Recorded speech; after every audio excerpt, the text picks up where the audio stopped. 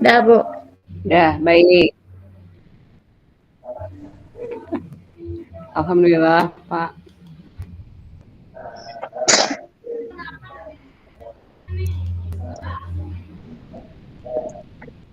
Baik, Assalamualaikum warahmatullahi wabarakatuh, Bu Neni. Waalaikumsalam, Ibu. Baik, Bu Neni, kita langsung saja ya. Halo Bu, Assalamualaikum. Apa kabar? Bagaimana perasaan Ibu hari ini? Alhamdulillah, Bu. Waalaikumsalam warahmatullahi wabarakatuh. Alhamdulillah, kabar saya hari ini sehat. Gitu juga Ibu, gimana kabarnya? Alhamdulillah sehat Ibu. Cuman di sini lagi hujan deras Ibu ya. Saya khawatir Iya. itu mati lampu. Iya, seperti itu. Baik Bu, terima kasih ya sudah meluangkan waktunya. Apakah ada kendala Bu dengan murid-murid di kelas? Iya, Bu, ada beberapa kendala yang saya hadapi di kelas itu. Iya, baik. Dari pertanyaan tujuan Ibu ya. Bagaimana perasaan Ibu saat melihat murid-murid pasif di kelas? Ketika saya melihat murid-murid yang pasif di kelas, saya merasa khawatir sekali, Bu, dan sedih gitu. Iya. Saya takut jika murid tersebut pasif itu mereka tertinggal dalam pembelajarannya. Saya takut seperti itu. Dan mungkin saya juga kadang berpikiran negatif gitu, Bu, agak suudon gitu. Takutnya si anak memiliki kendala juga di rumahnya. Itu yang paling saya takutkan gitu. Jadi mempengaruhi ketika dia belajar di dalam kelasnya menjadi pasif gitu, Bu. Tidak se-efektif dan tidak sesemangat anak-anak yang lainnya. Iya, betul pasti Bu ya. Baik. Apa saja faktor yang menyebabkan murid ketika Ibu mengajar? Ada banyak faktor, Bu, yang saya hadapi dalam menghadapi murid-murid yang pasif. Itu salah satunya ada beberapa murid yang mungkin karena mereka itu merasa tidak percaya diri dengan lingkungannya, dengan teman-teman sekelasnya, sehingga dia menjadi pasif, Bu, tidak berani berpendapat, tidak berani untuk mengerjakan tugasnya. Padahal mungkin dia mempunyai kelebihan yang anak lain tidak punya gitu. Terus faktor lainnya juga saya kadang berpikir dan saya melihat, menelaah, Bu, memperhatikan anak-anak saya di kelas, kemungkinan ada beberapa anak yang memang kadang memilah dan memilih gitu. Kadang ada anak yang dia ketika di pelajaran yang dia sukai dia aktif, ketika di pelajaran yang dia tidak sukai dia tidak aktif. Nah, mungkin ada kendala seperti itu juga mungkin faktornya gitu. Ada anak yang memang tidak suka dengan mata pelajarannya gitu. Jadi menyebabkan si anak menjadi pasif di kelas. Itu, Bu. Iya. Baik. Pertanyaan kemudian Bu ya.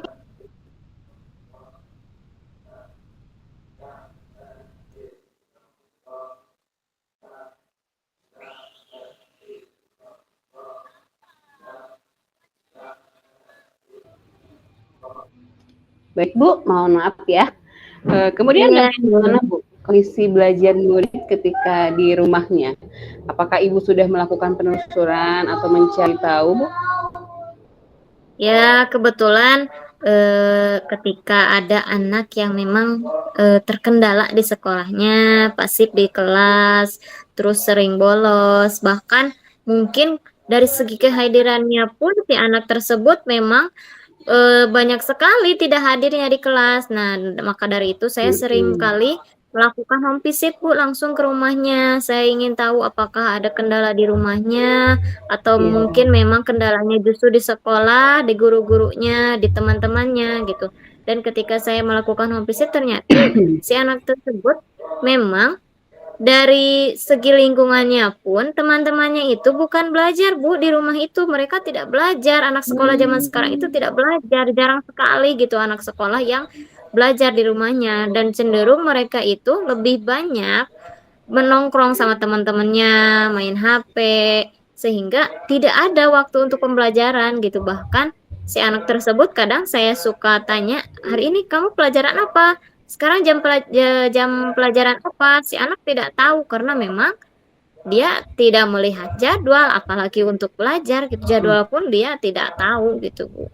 Itu Bu salah satu kendalanya yang ya ternyata di rumahnya pun orang tuanya sudah apa ya, sudah kewalahan mungkin Iya. dengan tingkah dan lakunya si anak tersebut gitu.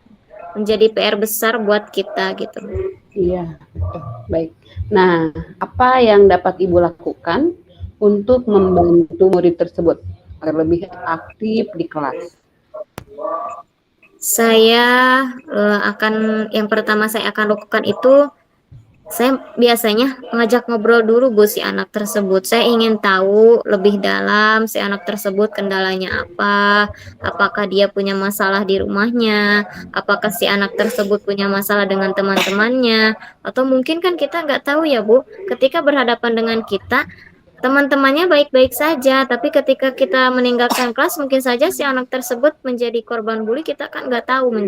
jadi si anak tersebut menjadi pasif gitu. Iya. Jadi saya coba ngajak ngobrol dulu si anaknya, apa kendalanya dia, terus apa yang bisa saya bantu, bertukar pikiran lah dengan si anak, sering ngajak ngobrol karena mungkin si anak juga membutuhkan teman ya Bu. Saya Iya. mencoba untuk menjadi temannya agar si anak bisa lebih terbuka lagi kepada saya gitu sebagai wali kelasnya dan Hmm. sebagai gurunya.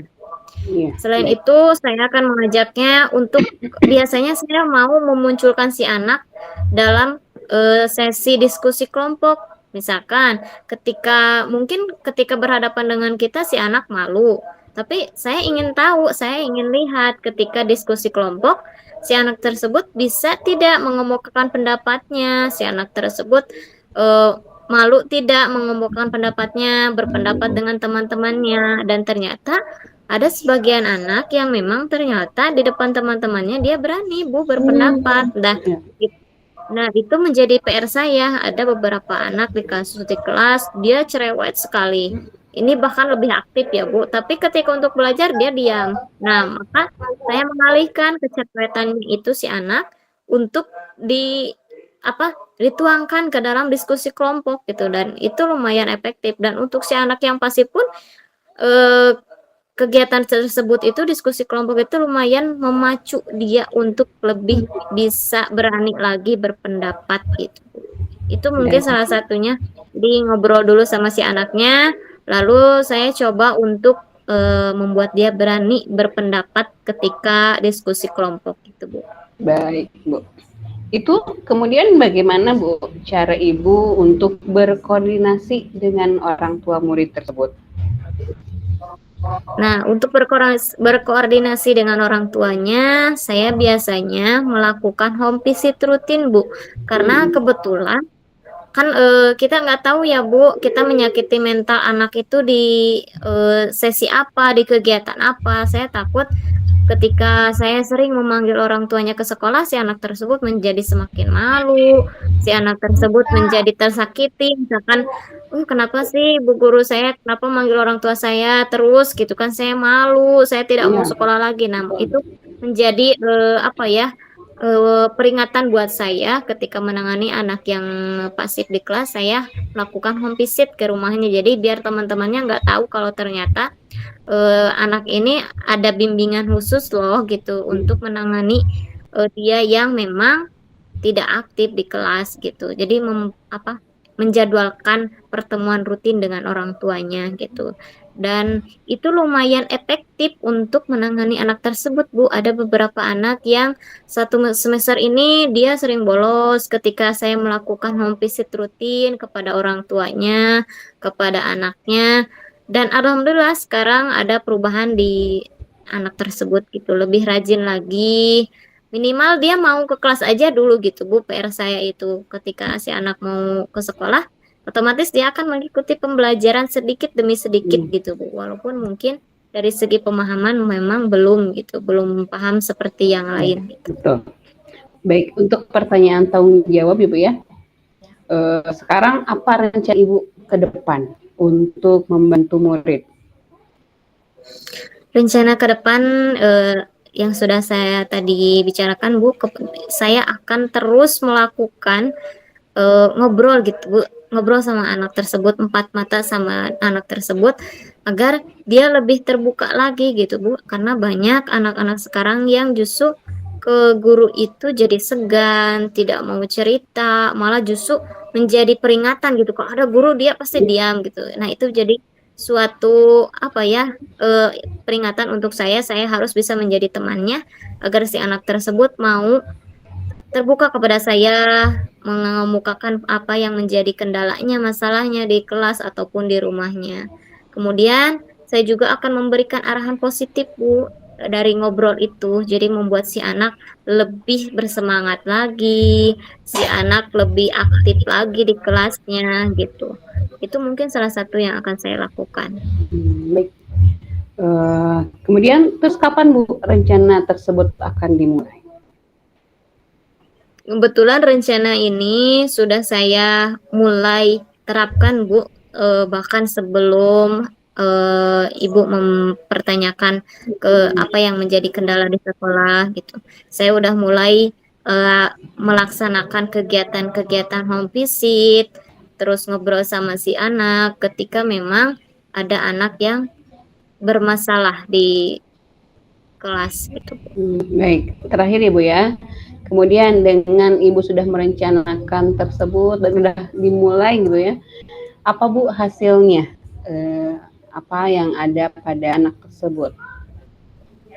Hasilnya alhamdulillah ada dampak positifnya Bu, ternyata ketika kita melakukan pendekatan lebih dalam ya kepada si anak dengan ngobrol empat mata dengan si anak, lalu melakukan home visit ke rumahnya, kita mengetahui apa yang menjadi kendalanya, apa masalahnya, kekurangannya, kita lebih mengerti lagi, kita lebih memahami lagi, sehingga si anak pun lebih terbuka dan menjadi aktif di kelasnya, Bu. Ada perubahan yang memang secara signifikan terlihat gitu, Bu. Perubahan kepada si anaknya lebih baik lagi gitu ke depannya.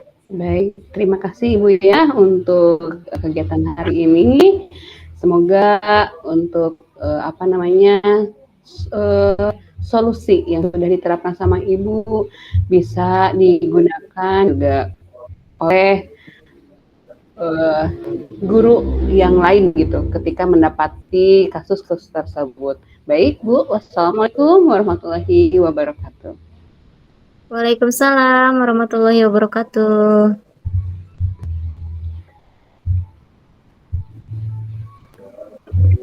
Baik, selamat malam Bu Kris. Baik, selamat malam Ibu. Bagaimana kabarnya hari ini?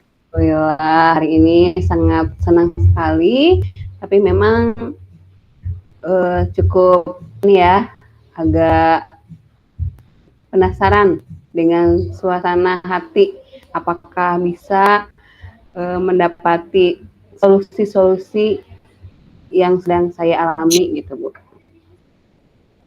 Iya, baik. Dalam kesempatan ini kita akan bertukar pikiran ya, Bu. Ibu bisa mengemukakan apa yang selama ini menjadi kendala Ibu gitu. Iya, iya, Pertanyaan pertama dengan berkaitan dengan tujuan kita ya, Bu.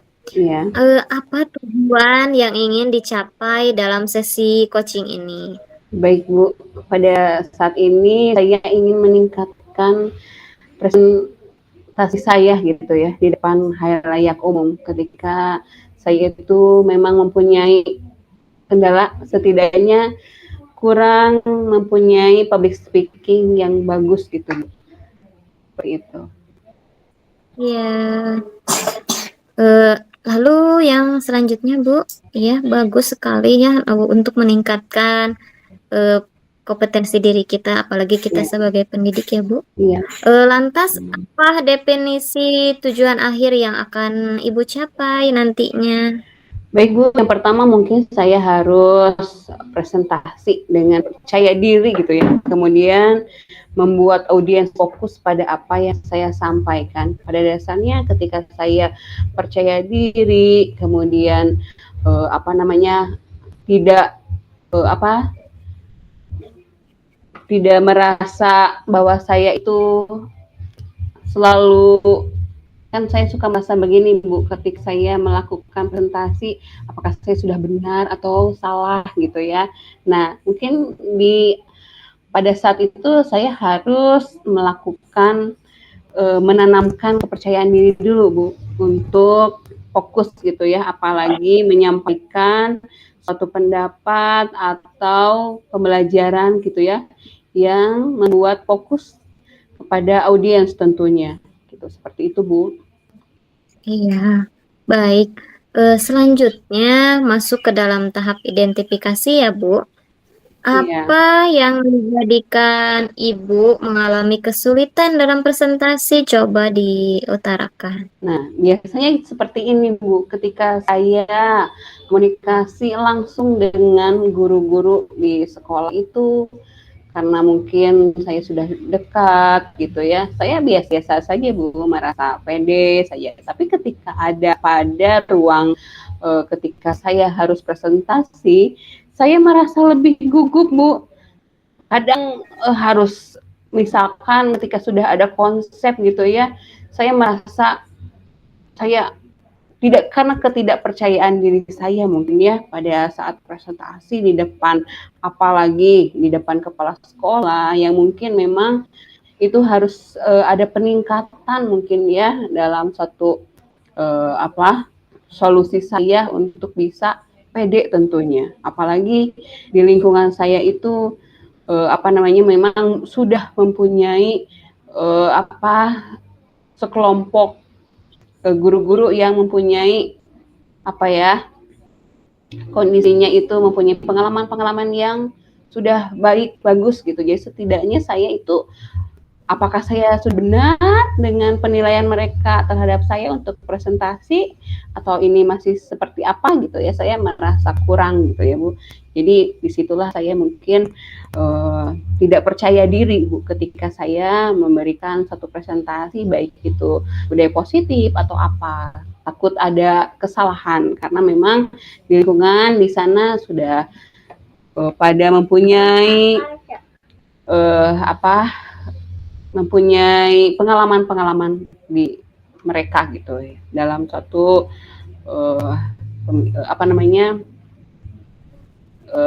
dalam satu pengetahuannya mungkin Ibu di situ. Iya, baik. Lantas, bagaimana Ibu menghadapi situasi tersebut, Bu? Dengan berbagai situasi dan kondisi yang Ibu rasakan seperti itu. Nah, pada saat ini saya masih bingung dan Bu ya, masih belum menemukan cara bagaimana sih saya harus pede itu, apalagi di sekeliling saya itu banyak guru-guru yang mempunyai pengetahuan yang luas di dunia saya gitu ya. Saya mungkin harus menata pede saya gitu ya, dan itu masih bingung gitu ya. PD-nya harus di tingkat apa nih saya supaya bisa lebih percaya dirinya lebih baik gitu, dan saya kadang suka berpikiran pesimis gitu ya Bu. Nah itu sih sebenarnya Bu. Iya. Selanjutnya kita masuk ke dalam rencana aksi ya Bu.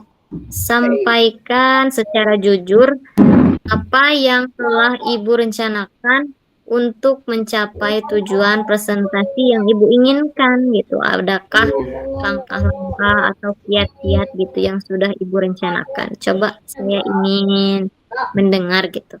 Baik ya Bu, terima kasih. Mungkin saya akan mempersiapkan sebaik mungkin presentasi dengan cara berlatih presentasi depan cermin mungkin ya awalnya gitu ya, kalau misalnya. Tapi itu sudah saya lakukan sih sebenarnya Bu, ketika saya, karena saya sebagai guru dan apalagi sekarang sudah CGP ya Bu ya, itu harus memposisikan saya makin pede lagi, kemudian meminta saran dari teman sejawat atau guru yang lain, mencari feedback dari teman atau mentor, apa saya ini ketika ilmu saya pengetahuan saya itu sudah maksimal atau bagaimana gitu ketika saya memberikan presentasi atau nyata gitu ya, ketika presentasi depan itu apakah sudah baik atau bagaimana, seperti itu. Mungkin memberikan satu pertanyaan ya, berlatihlah seperti itu Bu. Iya, bagus Bu. Itu sudah mulai diterapkan ya. Lantas, apa yang akan menjadi prioritas Ibu dalam rencana aksi tersebut? Baik Bu, prioritas saya yang jelas adalah mempersiapkan presentasi dengan baik, kemudian batu presentasi di halayak komunitas guru MGMP gitu ya. Ketika saya melakukan presentasi aksi nyata atau bagaimana, saya harus percaya diri, itu yang terutama ya. Kemudian dengan persiapan yang baik pasti akan mengatasi permasalahan saya gitu. Tentunya mungkin permasalahan-permasalahan yang saya mempunyai P-nya itu harus ditingkatkan lagi dulu gitu ya Bu ya. Tapi sekarang saya Bu sudah merasa pede Bu ketika saya masuk ke CGP, di mana pembelajaran selalu saya lakukan. Kemudian setelah pembelajaran di CGP, kemudian aksi nyata di situasi lingkungan sekolah, saya selalu berkolaborasi dengan teman sejawat, kemudian melakukan aksi nyata, kemudian melakukan praktik baik, apalagi budaya positif gitu ya. Makin kesini saya bisa melakukan presentasi tersebut dan mulai ada PD-nya gitu ya, tidak pesimis apakah ya ini sudah benar atau bahkan ada kesalahan, seperti itu Bu. Iya. Sekarang kita masuk ke tahap terakhir ya Bu, yaitu tahap tanggung jawab. Baik. Apa yang menjadi komitmen Ibu terhadap rencana yang sudah Ibu buat tadi? Iya, baik Bu.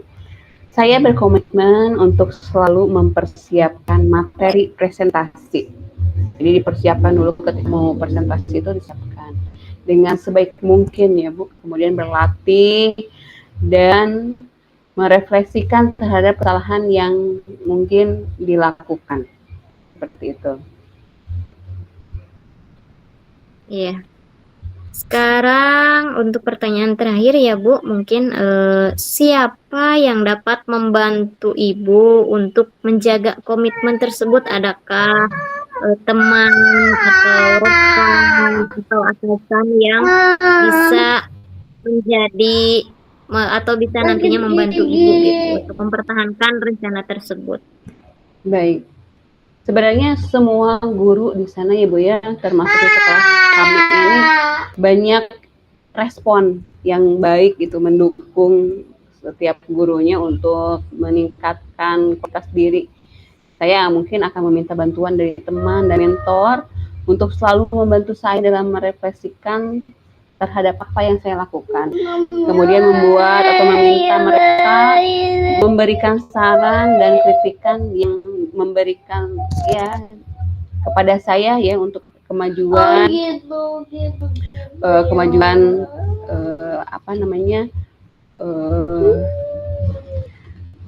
presentasi saya gitu ya, kemampuan saya seperti itu. Tapi alhamdulillah semua guru dan terutama kepala sekolah yang ada di lingkungan sekolah saya itu memang memberikan support yang baik Bu ya, bukan hanya karena mereka mempunyai pengalaman atau pengetahuan yang luas, tapi mereka juga memberikan support terhadap guru-guru yang lain termasuk saya untuk meningkatkan kualitas, apalagi dengan percaya diri itu ya, karena memang pada dasarnya percaya diri itu penting ya Bu, bukan hanya untuk untuk berkolaborasi atau memimpin ketika ada presentasi gitu, tapi ketika kita juga seperti halnya Ibu gitu ya, memberikan satu solusi kepada anak, kalau misalnya tidak pede kan kita tidak akan ada solusinya gitu, seperti itu Bu. Iya, baik. Terima kasih ya Bu atas perbincangan kita hari ini, sudah berani untuk berkata jujur terhadap kendala-kendala yang Ibu sudah hadapi. Iya, terima Mungkin kasih itu Bu. saja yang saya bisa tanyakan. Sampai ketemu lagi di kesempatan lain. Baik Ibu. Assalamualaikum warahmatullahi wabarakatuh. Waalaikumsalam warahmatullahi wabarakatuh. Terima kasih ya Bu ya. Ya, sama-sama. Gimana sekarang? Udah gitu? Belum ada instruksi ya? Ini dimatikan saya. Recordingnya bagaimana? Rekamannya udah, Bu? Udah.